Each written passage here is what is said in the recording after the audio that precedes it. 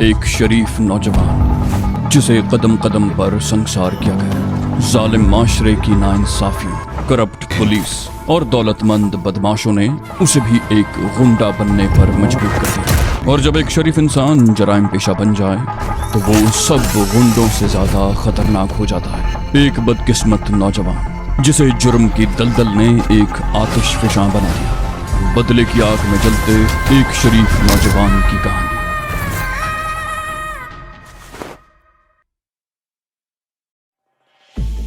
मेरा ख्याल है अब हाजी के खिलाफ फैसला कुन कदम उठा ही लेना चाहिए। ये बात समीना ने कही थी।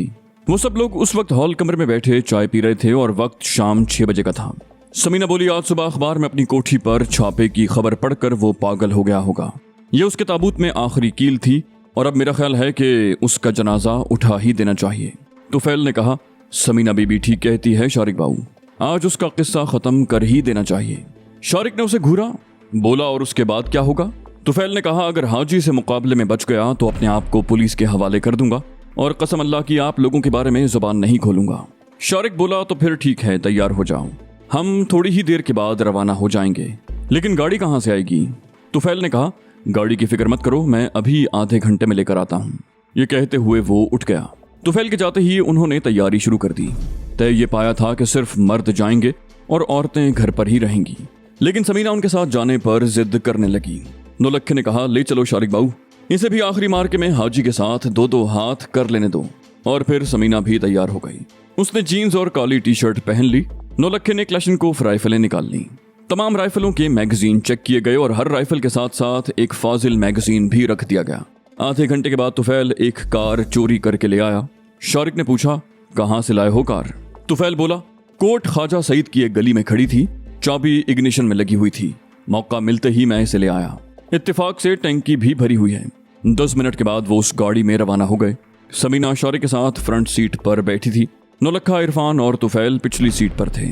ठीक 9 बजे वो उस इलाके में पहुंच गए। पहले उन्होंने कोठी के आगे और पीछे का एक चक्कर लगाया और फिर वहां से तकरीबन 100 गज दूर एक मकान के सामने गाड़ी रोक ली।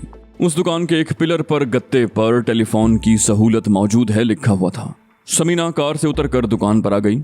उसने दुकानदार से टेलीफोन मांगा और सेट लेकर काउंटर के आखिरी सिरे पर चली गई और सुल्तान के बंगले का नंबर मिलाने लगी।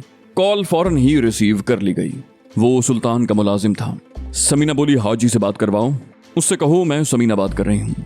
चंद सेकंड खामोशी रही, फिर हाजी की आवाज सुनाई दी, तुम कुत्तिया गश्ती, मैं तुम्हें। समीना उसकी बात काटते हुए बोली, तुम्हें बोलने के लिए अल्फाज नहीं मिल रहे? पहले सोच लो कि तुम क्या कहना चाहते हो।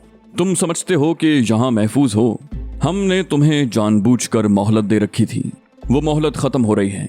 अब तुम्हारे पास सिर्फ 15 मिनट हैं। इस दौरान अगर तुम अपने साथियों समेत हाथ उठाकर बाहर आ जाओ और अपने आप को हमारे हवाले कर दो तो हम तुम्हें कुछ नहीं कहेंगे, बल्कि बड़े एहतराम से पुलिस के हवाले कर देंगे। लेकिन ठीक 15 मिनट के बाद तुम्हारी कोठी पर हमला शुरू हो जाएगा। ये बात जहन में रखो, तुम्हारे पास सिर्फ 15 मिनट हैं। समीना ने जवाब का इंतजार किए बगैर फोन बंद कर दिया। जीन्स की जेब से 5 रुपए का नोट निकाल कर टेलीफोन सेट के करीब रखा और वापस आकर कार में बैठ गई। कार ने पहले गली का चक्कर लगाया। नौलखा और तुफैल कार से उतरकर बड़ी तेजी से सामने वाली कोठी के आगे खड़ी हुई एक कार के पीछे छुप गए। उन दोनों ने चादरें ओढ़ रखी थी और चादरों के अंदर राइफलें छुपी हुई थी। कार ऊपर से घूमकर नाले वाली तरफ आ गई। शारिक ने पहले समीना को उतारा, फिर इरफान को, और चंद गज आगे जाकर कार रोक ली और नीचे उतरकर कार के पीछे खड़ा हो गया। समीना और इरफान नाले में उतर गए। इस तरह उन्हें नाले की मुंडेर की आड़ मिल गई थी। उस वक्त 9:30 बजे थे। सड़क पर और गली में भी लोगों की आमदोरफ्त थी। अंदेशा था कि गली में आने जाने वाला कोई आदमी फायरिंग की जद में ना जाए। लेकिन नौलखे को इत्मीनान था कि फायरिंग शुरू होते ही लोग घरों में दुबक जाएंगे। हाजी को दी हुई मोहलत के 15 मिनट पूरे होते ही समीना ने नाले में पड़ा हुआ एक पत्थर उठाकर पूरी कुव्वत से कोठी की तरफ उछाल दिया। पत्थर गालिबन बरामदे की छत पर गिरा था। उसके फौरन ही बाद अंदर से फायरिंग शुरू हो गई, जिसका मतलब था कि वो लोग भी मुकाबले के लिए तैयार बैठे थे। शारिक, समीना और इरफान ने भी फायरिंग शुरू कर दी। फजा फायरिंग की आवाज से गूंज उठी। गली एकदम सुनसान हो गई। लोगों ने अपने घरों की बत्तियां बुझा दी। साथ वाली कोठी के गेट के सामने खड़ी हुई कार के पीछे छुपे हुए नौलखे ने भी फायर खोल दिया। रब नवाज उस तरफ वाले बरामदे की छत पर बैठा हुआ था। उसने भी जवाबी फायरिंग शुरू कर दी। उसकी चलाई हुई गोलियों ने कार को छलनी कर दिया। कार के दूसरी तरफ से तुफैल ने फायर खोल दिया। रब नवाज उसकी गोलियों की जद में आ गया और वो चीखता हुआ बरामदे की छत से नीचे गिरा। नौलक्खे ने तुफैल की तरफ देखते हुए कहा, मैं कोठी के अंदर जा रहा हूँ, तुम यहीं रहो। अगर कोई छत पर से फायरिंग करे तो तुम भी फायर खोल देना। तुफैल चीखा, रुक जाओ नौलक्खे, अंदर जाना खतरनाक होगा। मगर नौलक्खा कार की आड़ से निकलकर हाजी वाली कोठी की तरफ दौड़ा। उसने हैरत अंगेज तौर पर 5 फुट ऊंची दीवार पर चढ़कर दूसरी तरफ छलांग लगा दी। वो धबकी आवाज से नीचे गिरा और बरामदे की तरफ दौड़ा। उसी लम्हे बरामदे वाले दरवाजे की आड़ से फायरिंग शुरू हो गई। वो हाजी था जो क्लैशनकोफ से फायरिंग कर रहा था। नौलक्खे ने आम के एक दरख्त के पीछे छलांग लगा दी और तने की आड़ लेकर फायरिंग करने लगा।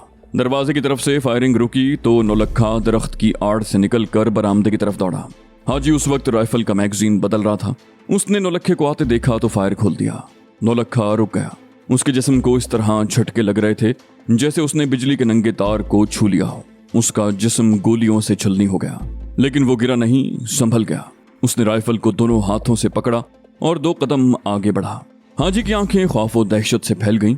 नौलक्खे का जिस्म गोलियों से छलनी था, खून की कई धारें बह रही थीं, लेकिन वो राइफल ताने आगे आ रहा था। उसने जैसे ही राइफल सीधी की, हाजी ने एक बार फिर ट्रिगर दबा दिया। इस मर्तबा भी कई गोलियां नौलक्खे के जिस्म में पैवस्त हो गईं। वो फिर लड़खड़ाया। इस मर्तबा वो संभल न सका, लेकिन इस मर्तबा उसकी उंगली ने भी ट्रिगर दबा दिया। उसकी राइफल से निकलने वाली गोलियां दीवार में पैवस्त होने लगीं। फिर वो धड़ाम से गिरा और उसकी राइफल भी खामोश हो गई। तुफैल ने नौलक्खे की भयानक चीखों की आवाज सुन ली थी। वो कार की आड़ से निकलकर दौड़ता हुआ दीवार पर चढ़ गया। अंदर कूदते ही उसने नौलक्खे को खून में लथपथ बेहिस्सो हरकत पड़े देख लिया। वो एक दरख्त की आड़ में खड़े होकर फायरिंग करने लगा। नौलक्खे की चीखों की आवाज शारिक ने भी सुन ली थी। वो चीखता हुआ साथ वाली कोठी की तरफ दौड़ा और दीवार पर चढ़कर हाजी वाली कोठी में कूद गया। फिर दरख्तों की आड़ से कमरों की खिड़कियों की तरफ फायरिंग करने लगा। समीना और इरफान को भी कोठी तक आने का मौका मिल गया था। वो भी अंधाधुंध फायरिंग कर रहे थे और फिर शारिक नताइज की परवाह किए बगैर आगे बढ़ आया। उसने भी नौलक्खे की लाश देख ली थी और उसका दिमाग घूम गया था। शारिक चीखता हुआ बरामदे की तरफ दौड़ा, तुफैल तुम उस तरफ से फायरिंग जारी रखो, मैं अंदर जा रहा हूँ। उसने पैर की ठोकर से दरवाजा खोला तो हाजी एक तरफ से दौड़ता हुआ दूसरी तरफ जा रहा था। उसने मुड़कर फायर किया मगर उसकी राइफल खाली हो चुकी थी। शारिक मौत के फरिश्ते की तरह उसके सामने खड़ा था। शारिक ने एक लम्हा जाया किए बगैर फायर खोल दिया। हाजी के जिस्म में कई सुराख हो गए। उसके मुंह से निकलने वाली चीखें बड़ी खौफनाक थीं। दूसरी तरफ समीना और इरफान को भी अंदर आने का मौका मिल गया था। वो भी अंधाधुंध फायरिंग करते हुए अंदर घुस आए और फिर समीना चीख कर गिरी। उसकी टांग में घुटने से कुछ ऊपर गोली लगी थी। तुफैल भी अंदर आ गया। शारिक पर जैसे जुनून तारी हो गया था। वो उन लोगों को चुन चुन कर खत्म कर रहा था। तुफैल और इरफान भी अंधाधुंध गोलियां बरसा रहे थे और फिर उनकी फायरिंग का जवाब देने वाला कोई न रहा। कोठी में मुख्तलिफ जगहों पर हाजी और उसके साथियों की 6 लाशें बिखरी हुई थीं। 7वीं लाश नौलक्खे की थी जो बरामदे में पड़ी थी। समीना जख्मी थी, उसकी टांग से खून बह रहा था। गोली रान का गोश्त चीरती हुई निकल गई थी।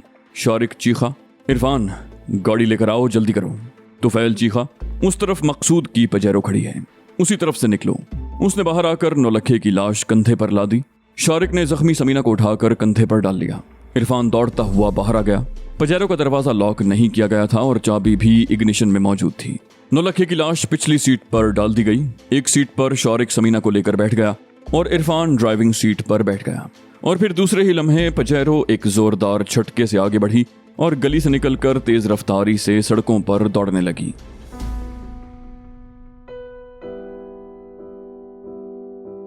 नौलक्खे की लाश हॉल कमरे में चारपाई पर पड़ी थी।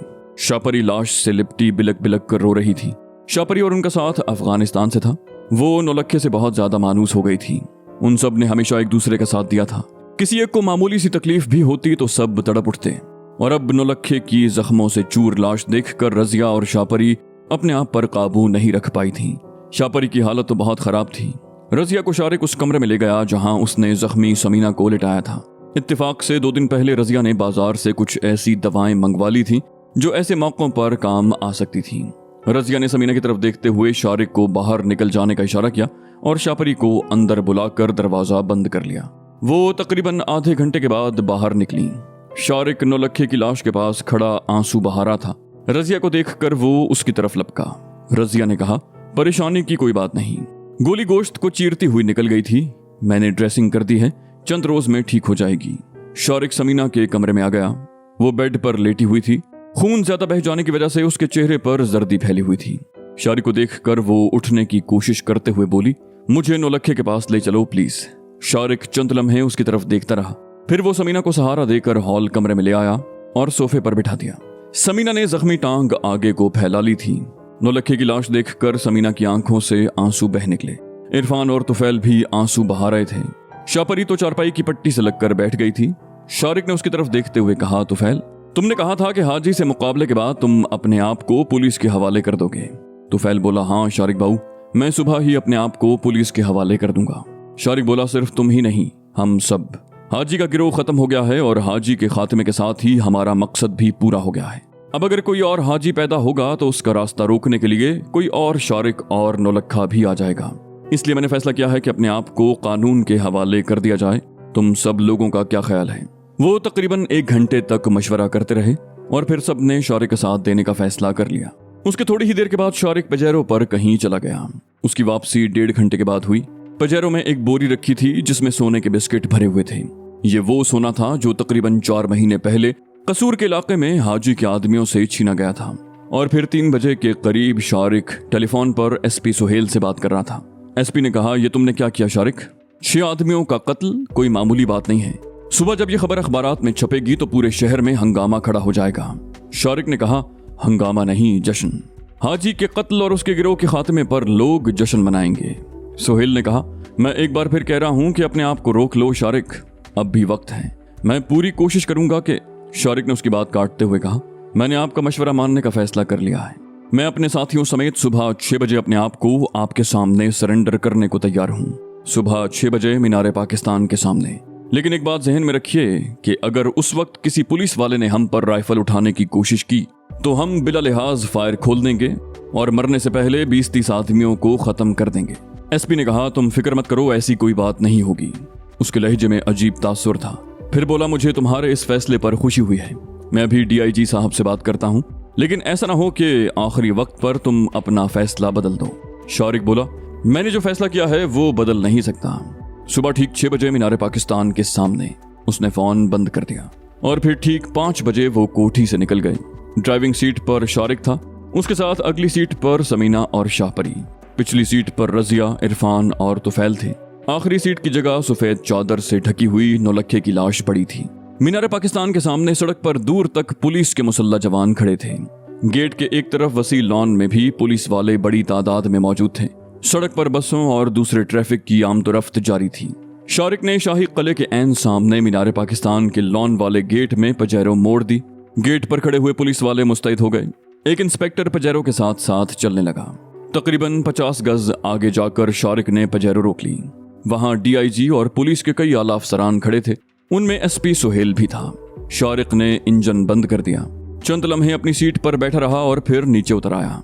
इरफान और तुफैल ने भी नीचे उतरकर नौलखे की लाश को गाड़ी से निकाल कर नीचे रख दिया और फिर उन सब ने अपनी अपनी राइफलें पजेरो से निकाल ली।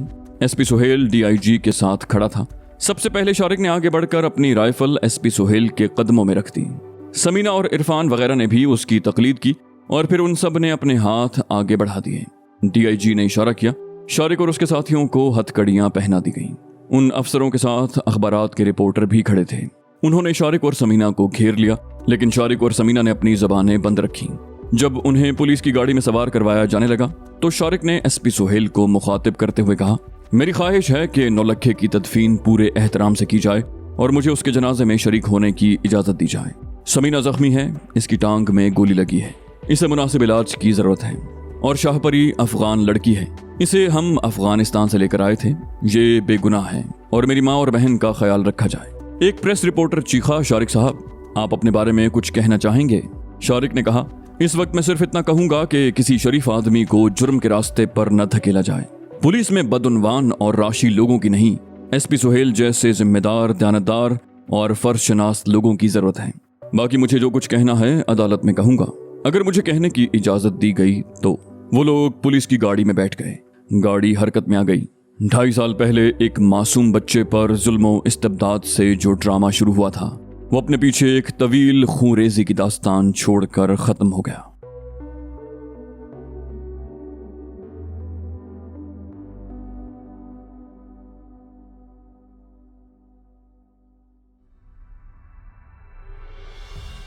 दोस्तों, इसके साथ ही हमारी ये सीरीज अपने इख्तिताम को पहुंची। उम्मीद करते हैं आपको हमारी ये सीरीज पसंद आई होगी। इंशाल्लाह जल्द ही एक नई कहानी के साथ आपकी खिदमत में फिर हाजिर होंगे। तब तक अपना और अपने वतन का ख्याल रखिएगा। अल्लाह हाफिज।